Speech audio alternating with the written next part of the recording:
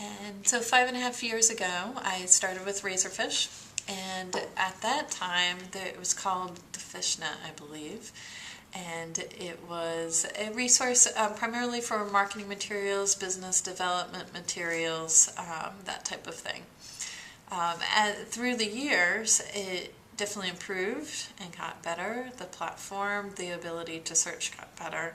And it was really a combination of a wiki and an intranet together. So the intranet would have all the corporate materials. So I knew if I had any HR questions to go there.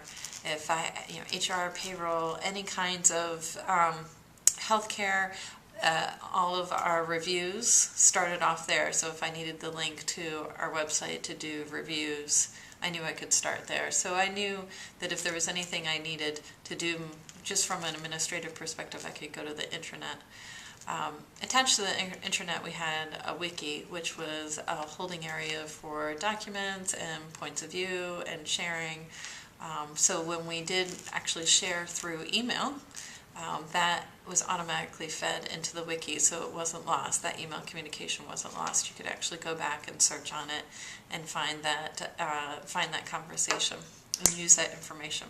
How do they utilize that kind of functionality? So you're working, let's say, because you worked, if I'm not mistaken, with other offices, right? Yes, so I worked with lots of different offices. Razorfish is in across the U.S. and also internationally. So the intranet was very useful in that our documents got pretty big.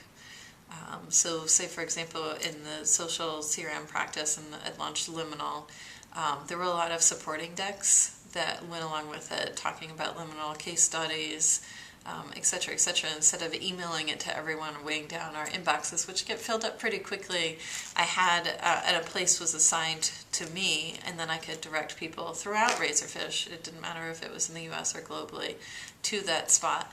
And what was really great actually about that spot, and I started doing this, and it really depends, but in terms of that spot, we could share files, and then I could also lock it in and lock it down. So if not everybody wanted to, if we didn't want everybody to see everything, we could lock it down using password and ID in just a smaller group, and then we could invite.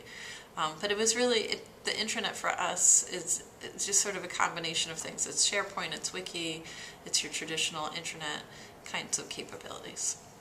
Now, relative to your own space, was that like a workspace for you with inside the intranet?